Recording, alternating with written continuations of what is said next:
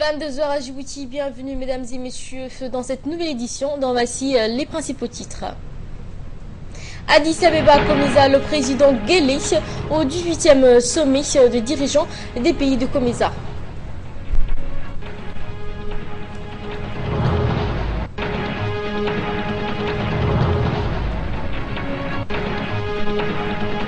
Dans les titres également en primature, le Premier ministre préside une réunion de crise sur la situation des Djiboutiens résidant au Yémen.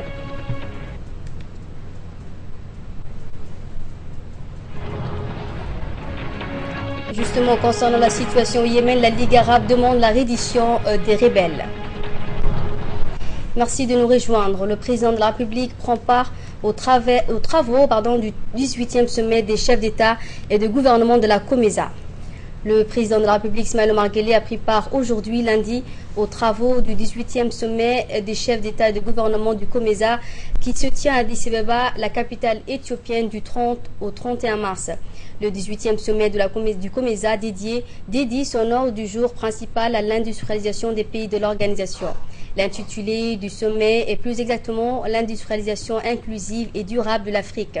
La carence en technologie nécessaire à l'exploitation des richesses naturelles, le coût parfois élevé de l'énergie ainsi que la cherté des unités de transformation, entre autres, étaient cités comme des freins à l'amorce d'une industrialisation efficiente au sein de l'espace du Comesa. Mais pour autant, les dirigeants du Comesa se sont refusés à la résignation, imaginant d'autres procédés permettant d'accéder à une industrialisation optique et leur ordre. Ils ont ainsi souscrit à l'idée évoquée au sommet selon laquelle le renforcement du patrimoine humain largement entamé en Afrique est de nature à négocier à moyen terme la situation de déficit d'industrialisation. Les chefs d'État et de gouvernement se sont également entendus sur le fait d'appréhender l'industrialisation des pays membres du Comesa.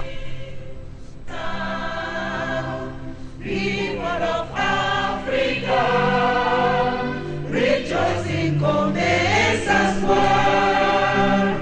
It is a hope for the future. It is the key. À travers un processus économique intègre, cela signifie que des pays disposant d'une matière première puissent prêter le flanc à d'autres qui possèdent le savoir-faire technologique nécessaire à la réalisation des produits finis. Djibouti, dont la notion d'industrialisation revêt une appui particulière ces derniers temps, est représenté au plus haut niveau de ce 18e sommet du Comesa. Outre le président de la République, 4 membres de son gouvernement l'accompagnent dans ce sommet du Comesa, dont notamment le ministre des Affaires étrangères de la coopération internationale, Mohamed Ali Youssouf, le ministre des Finances et de l'économie, M. Ilyas Moussa Douale, le ministre délégué à la coopération internationale, M. Ahmed Ali Silay, ainsi que le ministre délégué au commerce, M. Hassan Ahmed Boulale. La concession d'un domaine de 3 hectares de la Chine à la zone franche de Djibouti, où elle construit des usines, constitue le fer de lancée du processus d'industrialisation entamé par notre pays.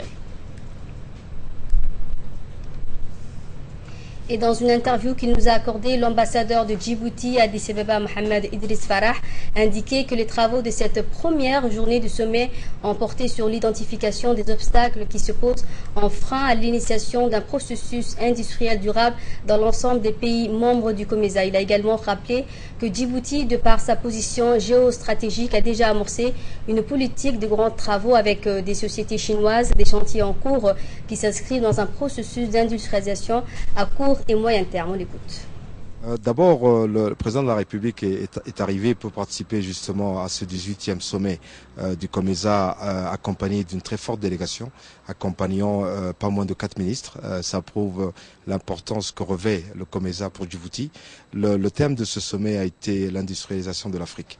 Et vous n'êtes pas sans savoir que nous sommes en train de travailler à Djibouti sur l'industrialisation de notre pays, notamment avec nos amis chinois qui sont en train d'investir dans la zone franche des ports et à Djibouti, avec près de 3000 hectares dans lesquels ils vont exploiter et qui vont notamment mettre en place des usines à Djibouti. Et donc cette industrialisation est un élément important, et encore une fois ça démontre aux pays amis ici, membres du COMESA, le rôle joué en matière de développement de Djibouti, pas seulement en matière d'industrialisation, mais de développement de manière générale. Et aujourd'hui, la séance d'ouverture de ce sommet a eu lieu, précédée bien entendu de réunions ministérielles, tant au niveau des ministres des commerces de la COMESA, mais aussi des ministres des Affaires étrangères des pays membres de la COMESA. Et aujourd'hui, nous avons assisté à la passation de pouvoir entre la présidence sortante, qui est la RDC, le président Kabila, qui a remis au Premier ministre El Mariam Dessalen la présidence de cette organisation extrêmement importante pour le développement de notre sous-région. Autre information de taille face à la situation de crise prévalant au Yémen et son impact évident sur Djibouti, des mesures préventives sont prises, sachant qu'un nombre important de réfugiés risque de débarquer dans notre pays. De nombreux organismes ou institutions du pays ont été mobilisés pour faire face à cette situation d'urgence. Ainsi, une importante réunion de crise présidée par le Premier ministre Abdelkader Kamel Mohamed a eu lieu ce matin à la primature. On prit part à cette séance plusieurs membres du gouvernement, dont le ministre de l'Intérieur Hassan Omar Mohamed, le ministre de la Communication chargé des postes et des télécommunications Ali Hassan Bahdan, le ministre de la Santé Dr Kassim Issa Kousman, ou encore le ministre des Transports M.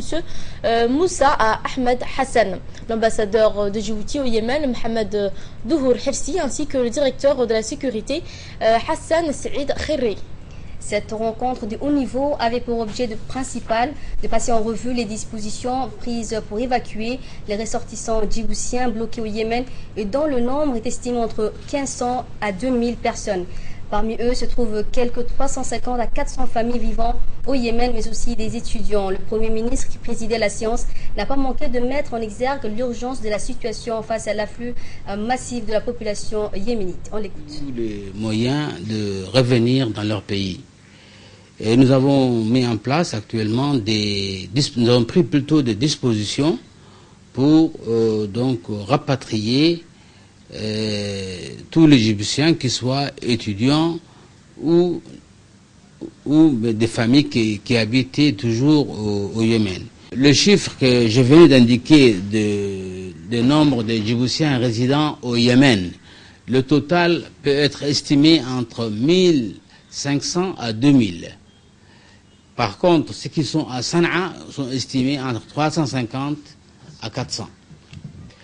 Mais par ailleurs aussi, nous sommes confrontés à un autre problème, c'est que la plupart des populations qui fuient donc la guerre au sud du Yémen ou bien comme au nord du Yémen et qui arrivent donc à Djibouti par vagues successives. Nous avons déjà recensé à peu près 502 personnes, qui soient yéménites ou étrangères, qui sont arrivées à Djibouti par voie aérienne, mais aussi par voie maritime. Nous avons recensé à peu près dans les 184 qui sont déjà arrivés sur nos côtes. Dès l'accession de notre pays à l'indépendance, nous avons déjà connu ce problème.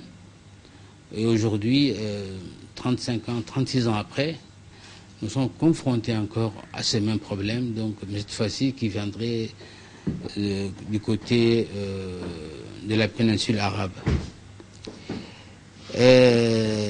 Nous connaissons aussi que ces réfugiés vont encore augmenter par là, puisqu'il y a beaucoup de gens qui cherchent des moyens pour quitter le pays, et ces gens-là vont la plupart du temps atterrir dans notre pays.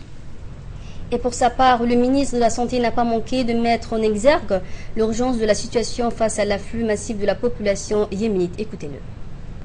Les dispositions sont prises.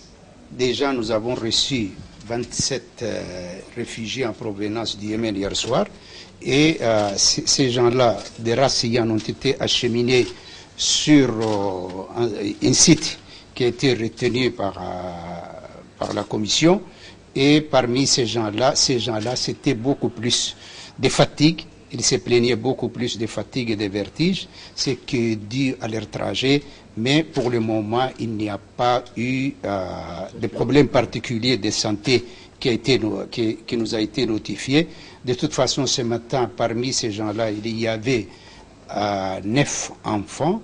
Et ces enfants seront aujourd'hui vaccinés, mais rien de spécial. Et en tout état de cause, en collaboration avec les agences des Nations Unies, avec le ministère de l'Intérieur et tout ça, toutes les dispositions sont prises pour que ces gens-là puissent être accueillis dans de bonnes conditions et bénéficier des prises en charge convenables.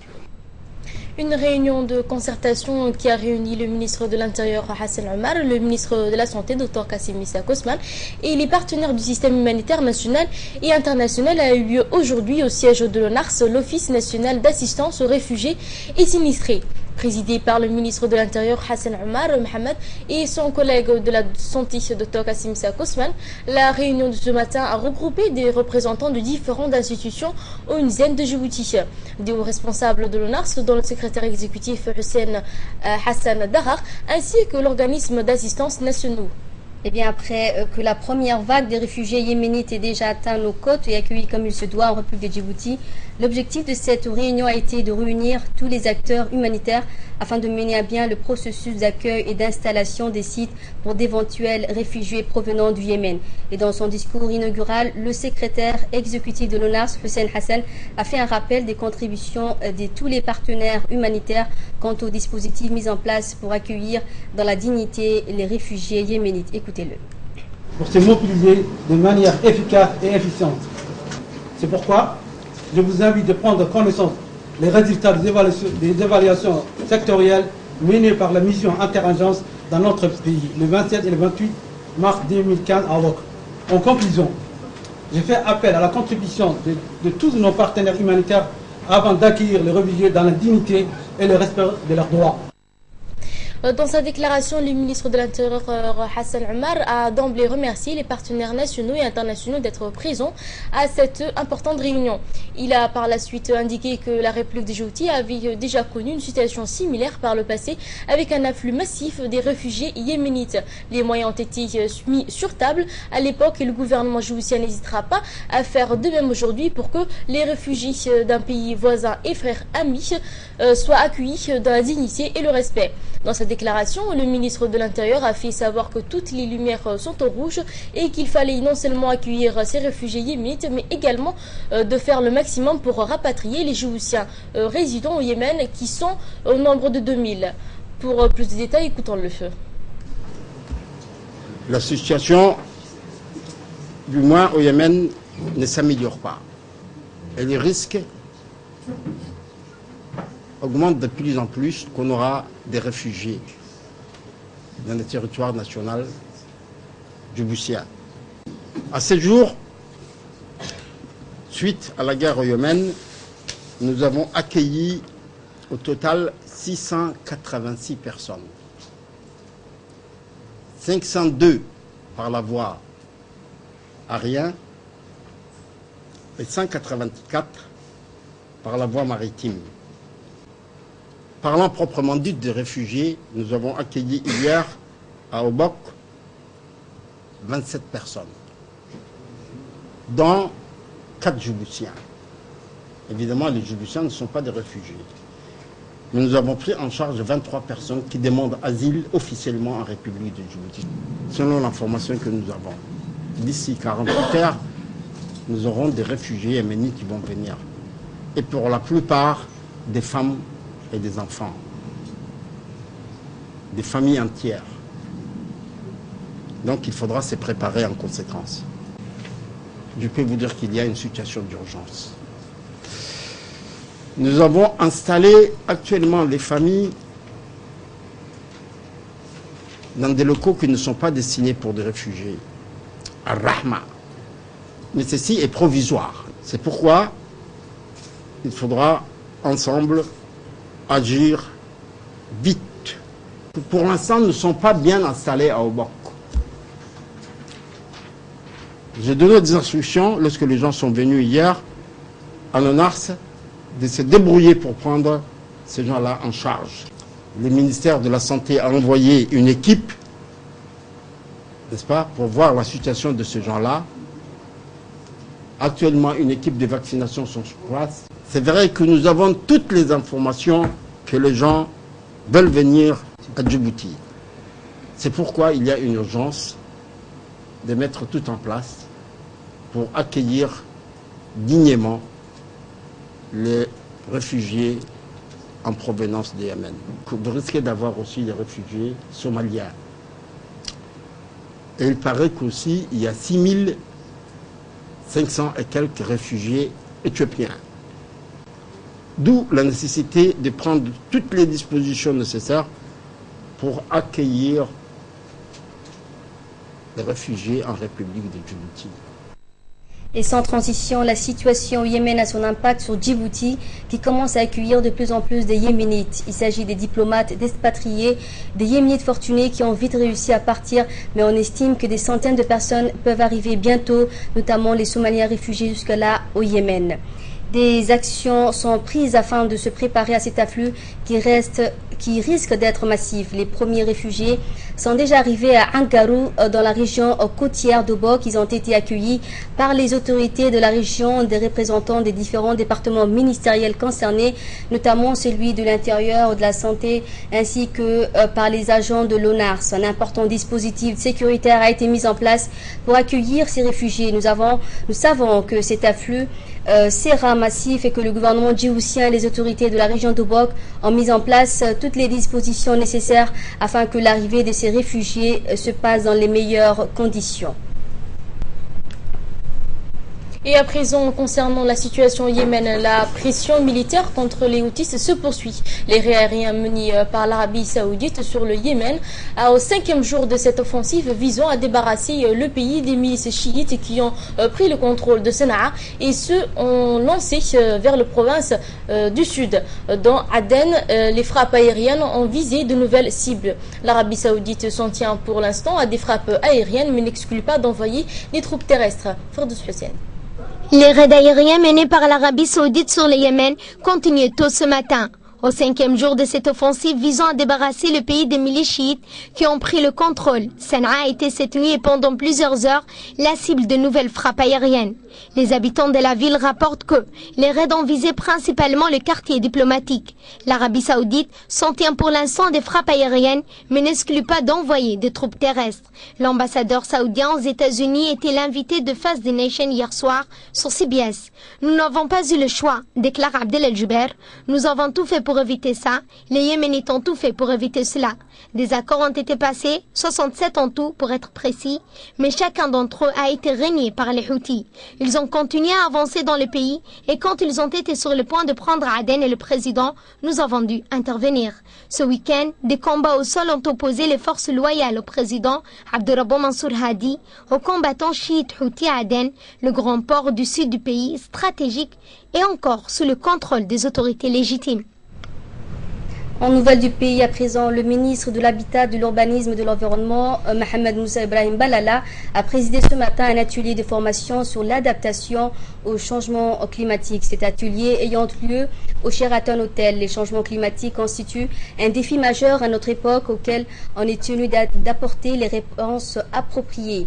Cette formation consiste à améliorer la compréhension de la problématique posée par les changements climatiques et à trouver des solutions pour contrer les effets néfastes de ces changements climatiques. Un plan national d'adaptation à ces changements devant être proposé. Le secrétaire général de l'environnement, Dini Abdallah, a rappelé les effets néfastes des changements climatiques, soulignant que l'atelier doit permettre de proposer un plan d'action et des mesures appropriées pour faire face à ce phénomène à moyen et long terme. De son côté, le représentant résident adjoint du PNUD, René Guiraud, a indiqué que Djibouti est un pays vulnérable au changement climatique. En planifiant des actions à court et moyen terme, d'ici 20 ans, d'ici 30 ans, d'ici 2035, pour que le changement climatique soit véritablement intégré dans les programmes de développement nationaux.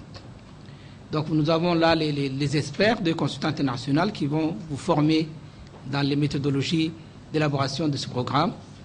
le changement climatique, hélas, va accélérer la fréquence de ces aléas et il existe un risque climatique réel et élevé de recrudescence et de répétition de sécheresses identiques à celle de 2008 à court et moyen terme. Dans ces conditions, il est opportun et pertinent pour la République de Djibouti de mettre en place un plan national d'adaptation qui couvrira tous les secteurs d'activité économique et sociale, ainsi que les communautés les plus vulnérables au changement climatique. Le ministre de l'Habitat, de l'Urbanisme et de l'Environnement, M. Mohamed Moussa Ibrahim Balala, a souligné dans son discours d'ouverture que cet atelier, que le gouvernement mène des efforts louables pour aider la population vulnérable face au changement climatique et à s'en sortir et à s'adapter.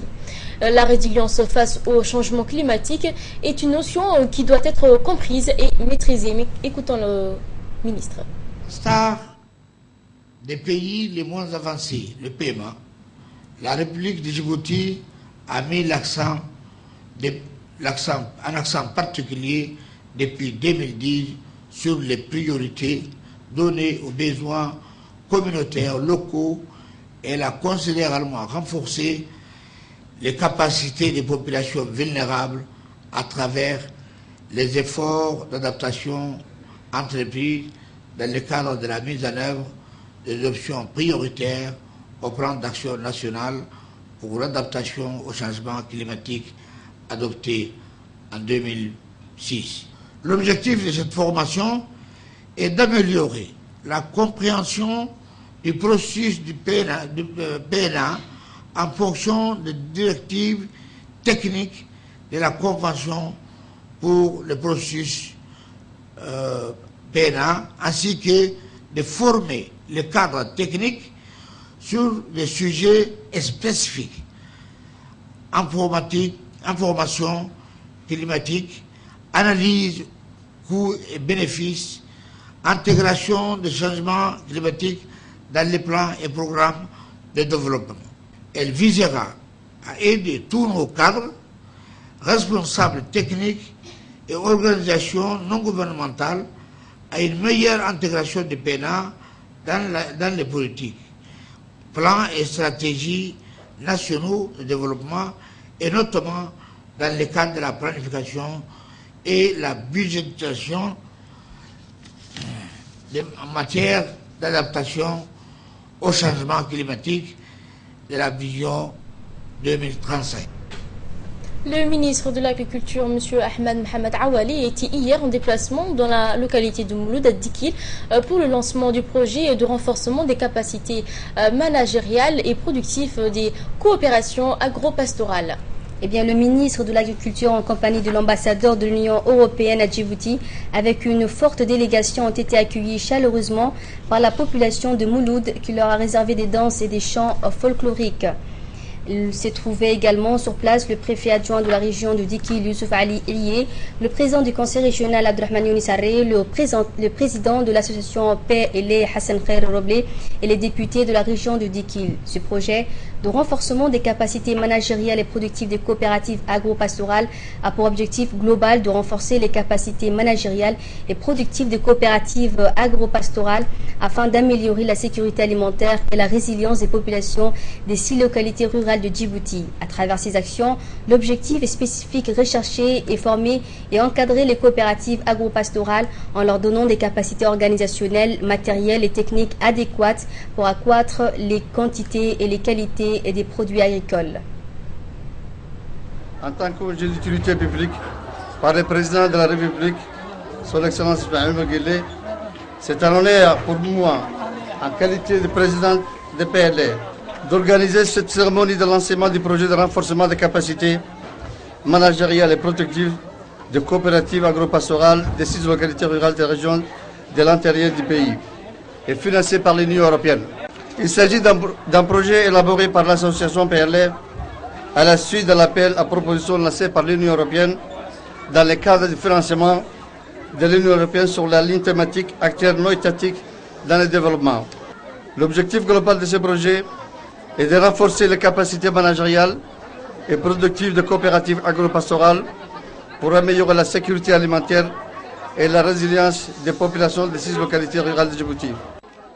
Ce projet, intitulé « Projet de renforcement des capacités managériales et productives des coopératives agro-pastorales pour améliorer la sécurité alimentaire et la résilience des populations de localités rurales », constitue un atout majeur non seulement pour la coopérative de Mouloud, mais également pour les 5 autres coopératives concernées par ce projet, avec notamment l'amélioration des infrastructures tant hydrauliques qu'agricoles.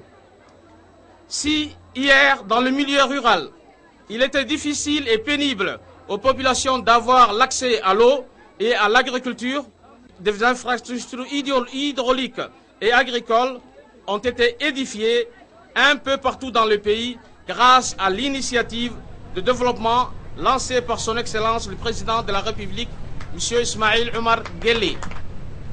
Et selon le ministre de l'Agriculture, Mohamed Ahmed Awale, grâce à ce projet de l'Union européenne et à l'action de PLA de l'ACF, 120 personnes vont être formées aux techniques maraîchères. Au moins 1,5 hectare par site sera équipé d'un système d'irrigation par goutte à goutte pour la culture maraîchère, avec 30 personnes formées pour la maintenance du système et des kits solaires de pompage de l'eau.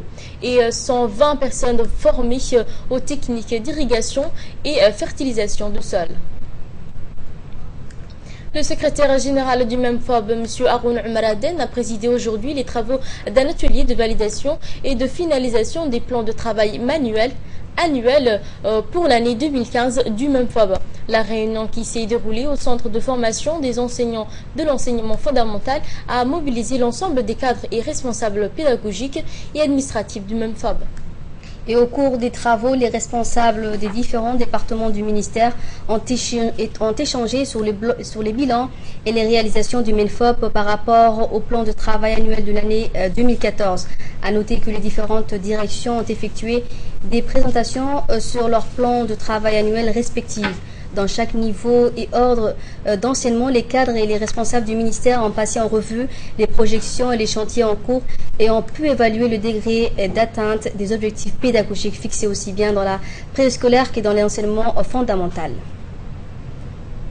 Mardi 24 et mercredi 25 avril concerne la préparation de la revue du plan d'action de l'éducation pour l'année 2014. Comme vous le savez, chaque année maintenant, on est tenu de faire la revue de notre plan d'action, le plan de travail annuel pour l'année en cours.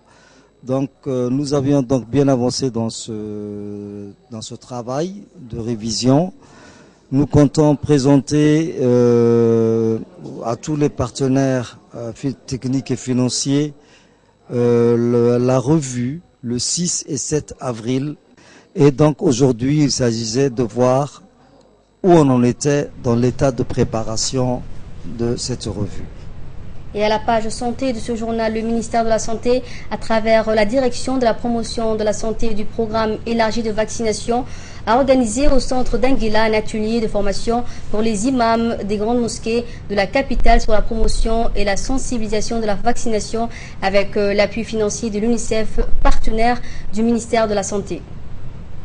Ont participé à cet atelier la directrice de la promotion de la santé, le coordinateur du programme élargi de vaccination, les représentants de l'UNICEF et 30 imams des mosquées de la capitale. L'objectif de cette formation était de renforcer la connaissance des imams sur la vaccination afin qu'ils puissent appuyer dans les prêches au niveau des mosquées avec la transmission des messages sur la vaccination des enfants de 5 ans de Djibouti pour la population. Car l'imam est une figure religieuse et qui a un fort pouvoir de persuasion auprès des parents. L'objectif de la formation était d'informer les imams sur la vaccination afin qu'ils puissent sensibiliser au moins 80% des parents sur l'importance de la vaccination et du calendrier vaccinal de tous les vaccins pour les enfants lors de la prêche du vendredi. Le ministère de la Santé, à travers cette formation, cherche à améliorer l'utilisation des services de vaccination de l'ensemble du centre de santé par les mères et les pères en charge des enfants de 5 ans.